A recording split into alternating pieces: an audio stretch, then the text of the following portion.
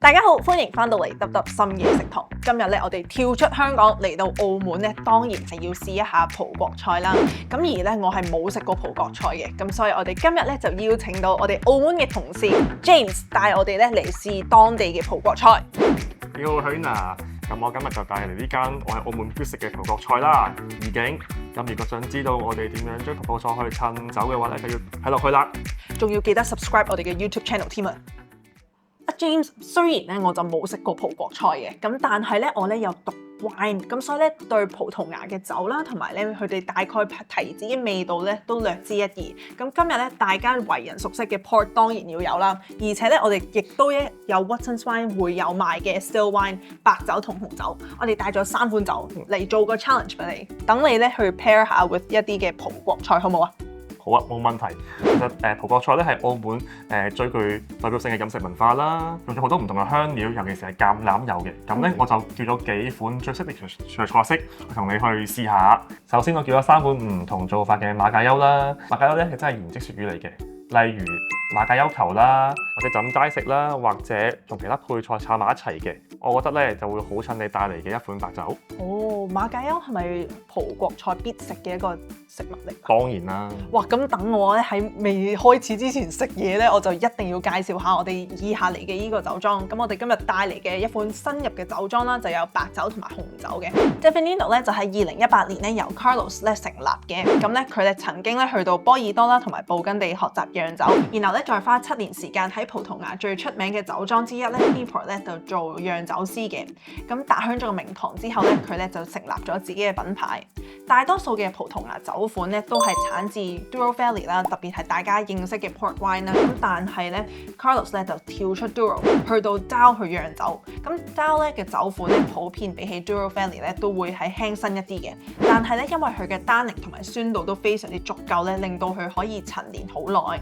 而且咧 Carlos 咧亦都致力咁樣種植一啲咧係差唔多絕種嘅葡萄牙 local grapes 啊，喺一款酒入面咧就 blend 咗好多唔同嘅 local grapes 啦，令到咧佢嘅酒款更為複雜嘅。哇！咁我哋係咪首先試咗個炸馬介休球呢個叫？係。好，試一試先。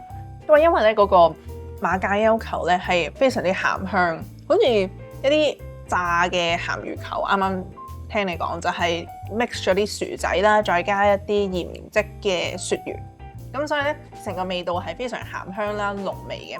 而咧配呢款酒咧，哇！你覺得點先？我問咗你點先？你覺得？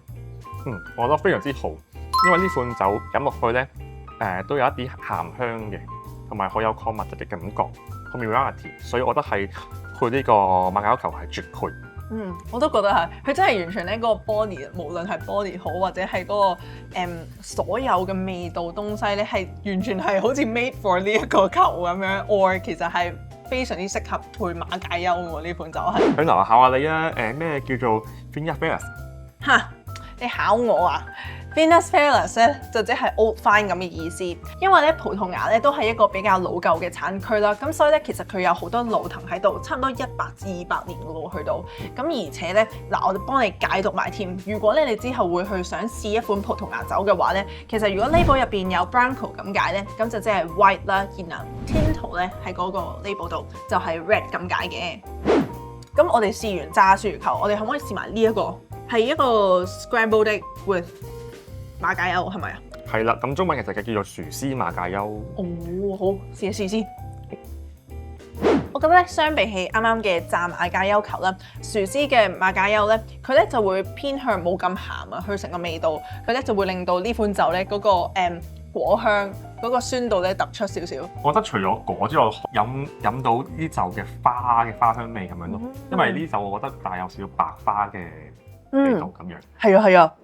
好，我哋啱啱試完個白酒啦，咁不如我哋而家試埋個紅酒，睇下佢咩味先咯。嚟自同一個莊嘅都係。哇，好香啊！聞落已經。你已經試到啲咩味啊 ，James？ 其實我覺得呢款酒係一款以花香調為主嘅一款紅酒啦，可以聞到紫羅蘭啦同埋玫瑰嘅花香啦。同埋咧佢成個你啱啱講啦，就係我哋 off cam 嗰陣講咗話，好似有啲 black cherry 嘅味道。同埋咧，啱啱酒莊即係呢啲 information wise 嘅話咧，就會話佢係高單寧啦，同埋高酸度。我覺得酸度佢喺度嘅，咁但係咧單寧嚟講嘅話咧，佢2020呢款咧已經係 smoothen 晒，所以非常之 ready to drink 㗎啦，依家係。咁我哋試完呢款酒啦，你會將呢款酒襯啲咩嘢食咧？我咧就會想推薦呢款黑毛豬串燒啦，同埋澳門必點嘅焗鴨飯咁樣嘅。哇！我諗呢款黑毛豬真係非常之適合打卡，應該係呢款餐廳嘅 signature 嚟嘅。見到佢嗰個 presentation 係勁靚嘅咯。咁不如我哋依家即刻試下個黑毛豬先喎。好啊！佢有黑毛豬嗰種好靚嘅黑毛豬嘅味道啦，然後咧再加佢嗰個好 rounded 嘅油膩感，配埋呢款咧酸度足夠嘅紅酒咧，係令到成件事咧你係 balance 晒，即係你唔會覺得哇食完好多好膩咁嘅感覺，係即刻係剛剛好所有嘢，完全真係 perfect match。真係啊！哇，同埋呢個菜係真係好好食咯，除咗打卡一流之餘咧，真係非常之值得試。哇！咁我哋又可以試埋個鴨飯，究竟睇下佢襯唔襯嗰啲酒咯噃？咦，佢嗰個皮咧係脆面嘅喎。係啊，因為佢哋係放落個缽仔度啦，然後去焗嘅，所以會係脆。哦。其實會有啲似好似我哋港式嘅煲仔飯咁樣咯。等我試一啖先。哇！啱啱試完個鴨飯嘅時候咧，我再試咗我哋呢款紅酒啦。我係覺得成件事咧係好似中式餐廳你去試嘅時候咧，然後有一罐花茶喺你面前，咁你試完呢個鴨飯，再加個花茶，哇！成件事係好 harmonized、好和諧、好 elegant 啊！都嚟到啦，咁不如結款甜品去試下呢支 port wine 啊？可以啊，但係 port wine 嚟講咧，好多後生仔啦，或者係好多人啦，其實都覺得好似唔 trendy 咯，已經冇乜人飲 port wine 噶啦依家，因為大家都覺得可能加烈嘅甜酒咧唔係好中意，按佢哋嘅 palate 上面唔係幾中意。咁你又點睇咧？咁其實我覺得飲酒咧，除咗 enjoy 之外咧，要嘗試欣賞同埋了解佢哋當地嘅文化啦。咁其實 port wine 咧喺葡國入邊咧已經係一個好耐歷史嘅酒嚟㗎啦。咁我哋不如試一試佢啦。我哋即刻試一試先。其實呢支 Bajos 咧嘅 Cojita 啦，2007年我去到，你見到佢嘅顏色咧已經係去到啡紅色咁樣嘅狀態啦。咁而且咧，佢個味道飲落咧係會比較紅啲一啲 fruity 啦，都仲有啲 fruit 喺度，而且非常之 caramelized 個味道，好焦糖化嘅成件事係。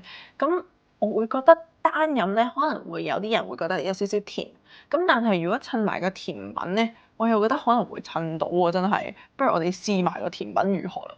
面上面係一個 chocolate mousse 啦，然後下面係一個木糠布甸，話一定要咧襯埋個 bread 一齊食嘅。好啊，咁我哋不如試下。可以，我哋直接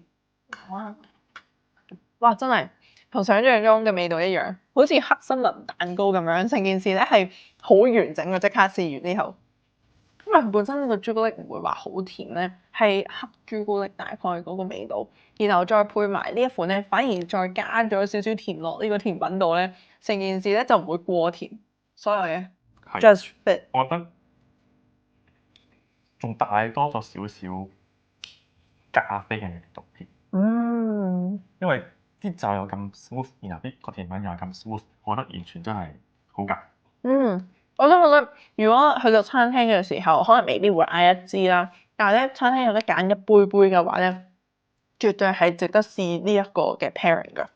好多謝你 James 今日帶我嚟咁好食嘅餐廳嘅，真係。我多謝你帶呢3款酒嚟同我試先真啦。想買咧我哋啱啱介紹嘅酒款嘅話咧，就可以撳翻下面嗰條 link 咧去試翻我哋3款嘅酒款。葡萄牙原來都有好唔錯嘅酒款啦。中意我哋呢條片咧，記得要 like、comment、share 同 subscribe。我哋下一條片再見啦，拜拜。